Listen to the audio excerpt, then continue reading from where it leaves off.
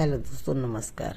आज दादी माँ कुछ पौधे रिप्लांट कर रही है। देखो, ये मेरा पौधा बिल्कुल चोप हो गया था, बिल्कुल जड़ों से ऐसे भर गया था। मैंने इस पौधे की जड़ को काट दी क्योंकि नीचे बिल्कुल जड़ों का गुच्छा बन गया था। और ये साइड से अब मैं इसकी मिट्टी आराम से हटा लूँगी। इसीलिए मेरे पौधा ये आगे चल नहीं रहा था। ये मेरा मोतिये का पौधा था और मोती में इसीलिए फूल नहीं आ रहे थे। 2 साल से मैंने इसको रिपोर्ट नहीं किया था। आज मैंने इसको रिपोर्ट कर दिया और ये देखो, पूरा जड़ की एक टोकरी सी जो नीचे जम गई थी उसको काट के फेंक दिया।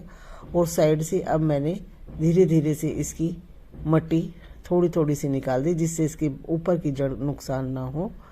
और ये देखो, इसके साथ एक त्रिशूल जैसे एक उसके खुरपी से मैंने इसकी मट्टी को, जड़ को धीरे धीरे, साइड की जड़ें जो चोप कर देती हैं गमले को और पानी को भी नीचे नहीं जाने देती हैं, और जड़ों को पोषक तत्व तो हवा, ऑक्सीजन नहीं मिलती। जैसे हमें सांस लेने की ज़रूरत होती है, सभी पौधों को भी सांस लेने की बहुत ज़रूरत होती है। और ये मोतिये का पौधा 2 साल से मैंने रिप्लांट नहीं किया था। अभी ये देखो, रिपोर्ट करने के लिए हमें कैसे पता चले? एक तो हमें वैसे ही पता होना चाहिए कि हमें ये हमारा गमला 2 साल पुराना हो गया।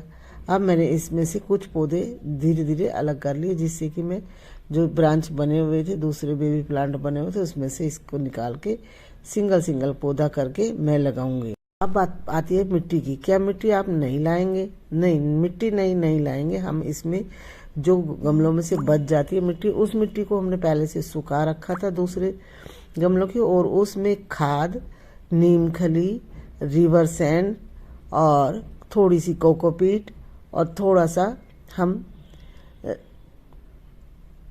बोन मिल डाल देंगे, जिससे कि थोड़ा सा इसमें फंगिसाइड नहीं है आपके पास तो थोड़ी सी हल्दी डाल देना। आज मैंने बहुत सारे पौधे, 5-6 गमले के पौधे निकाले हैं, जिसमें गुड़हल है, मोतिया है।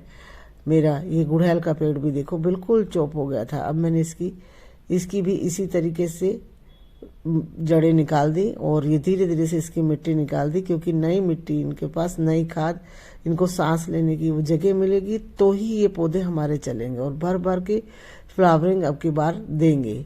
2 साल से मैंने ये पौधे बिल्कुल भी रिपोर्ट नहीं किए। और जो गमले होते हैं, मैं उनमें नीचे जो अपनी छत से सूखी पत्तियां होती हैं और किचन वेस्ट होता है, उससे मैं भर देती हूँ और थोड़े सा हल्दी पाउडर डाल के ऊपर से मैं उन जड़ गमले को भर देती हूँ, जिससे कि मेरा गमला हल्का भी रहता है और पौष्टिक तत्व भी जितने भी होते हैं, विटामिन, मिनरल। अब ये ऊपर से ट्रिमिंग भी कर दी है मैंने साथ साथ मोतिये के पेड़ की। क्यों कर दी है? जिसको जहाँ हार्ड ट्यूनिंग की जरूरत है वहाँ हार्ड ट्यूनिंग करो, जहाँ से कम ट्यूनिंग की जरूरत होती है वहाँ से सॉफ्ट ट्यूनिंग करो। जितना हम ट्यूनिंग करेंगे तो उतनी ही ब्रांच ज़्यादा आएंगी और उतने ही फूल, कलियाँ हमारे उसमें खिले। जी, गमले में नीचे टिपरी लगा दी है। ये नीचे होल, ड्रेनेज होल का होना बहुत ज़रूरी है। ये टिपरी लगा दी है और टिपरी लगाने के बाद थोड़े से 2-4 पत्थर और डाल दो, जिससे कि कई बार हम और वाटरिंग कर दें तो ये पत्थर पानी को सोख लें और धीरे धीरे आपके पौधों की जड़ों को नमी भी देते रहें। ये मैंने नीचे सारी टिपरी लगा दी है। आप देख रहे हैं ध्यान से कि इस तरीके से ड्रेनेज होल का अच्छा होना, जिससे पानी और वाटरिंग हो जाए तो वो निकल जाए। ये देखो, सूखे पत्ते जितने भी मैं झाड़ू लगा के इकट्ठे करती हूँ या मेरी पत्तियों के झड़ जाते हैं, एक ऐसे कुरमुर कुरमुर की आवाज़ आ रही है इनमें से, और ये सब मैंने इसमें भर दिए। इससे आधे से ज़्यादा मैं इससे भर दूंगी। और इससे एक तो क्या हुआ कि मुझे खाद बाज़ार से नहीं लाना पड़ा, और बाज़ार का खाद जैसे जो गोबर का होता है, आजकल हमारी गाय भैंस एक खूंटे के साथ बंधी रहती हैं और जो मालिक देता है वो ही खाती है, तो उसमें उतने सारे वो नहीं होते। पहले हमारी गायें चरगाहों में जाती थी तो थोड़ा पौष्टिक ज़्यादा होता था। ये देखो, मैंने गत्ते के कार्टून के टुकड़े भी काट के छोटे छोटे करके डाल दिए। ये भी कागज़ के ही होते हैं, पेड़ के पत्ते से, तने से बनते हैं, तो ये भी मिट्टी का काम करेंगे। इसीलिए मुझे मिट्टी लाने की ज़रूरत नहीं होती। और मिट्टी छत पे इस तरह से जब गमला हम भरते हैं तो आपकी छत पर वजन भी नहीं होगा। और दूसरा, दिल्ली जैसे शहर में आपको मिट्टी लाने की किल्लत भी नहीं होगी। ये मैंने पूरा गमला आप देख रहे हो, और ये थोड़ी सी अब मैं हल्दी डाल देती हूँ जिससे कोई भी फंगिसाइड ना लगे। वैसे तो ये सूखी पत्तियाँ हैं, पर फिर भी थोड़ा सा सावधानी के लिए मैंने ये डाल दिया है।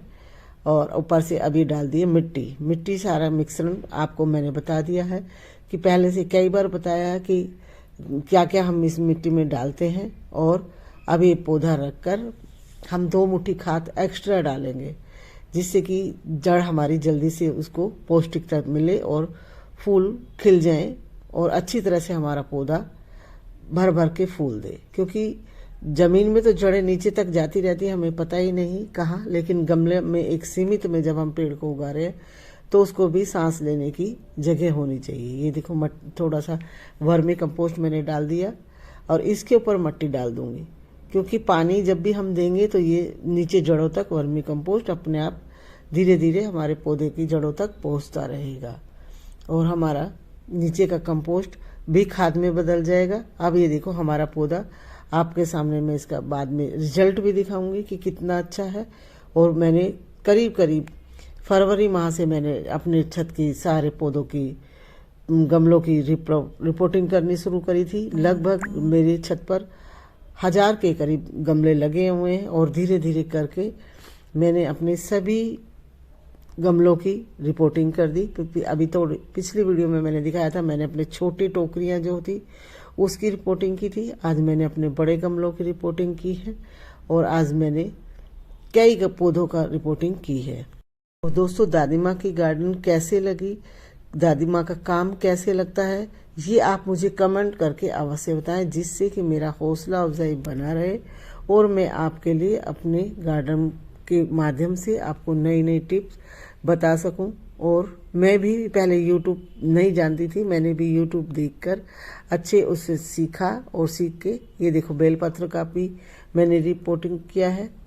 और ये देखो बिल्कुल जड़ सारी चोप हो जाती थी। अब मैं एक एक करके धीरे धीरे जितने भी गमले, आज मैंने कड़ी पत्ते का भी डाला है, कड़ी पत्ते की मैंने हार्ड ट्यूनिंग की है क्योंकि ये भी डोरमेंसी में चला जाता है। इस समय बसंत के मौसम में सभी पेड़ पौधों में आप देखते हो, रोड पे खड़ा हो चाहे सड़क पे खड़ा हो, कहीं भी खड़ा हो, तो नई नई पत्तियां, पुरानी पत्तियां झड़ने के बाद नई पत्तियां आती हैं। ये मेरा जो बेलपत्र का पौधा है, ये घर में एक तो पॉजिटिव एनर्जी देता है, इसके पत्ते हमारे पूजा के काम में आते हैं। और ये आज हमने ऑनलाइन ऑर्डर किया था ग्रो बैग का। ये मेरा पोता उसकी गिफ्ट को खोल रहा है और कहता दादी माँ मैं ही खोलूँगा, आप मत खोलो।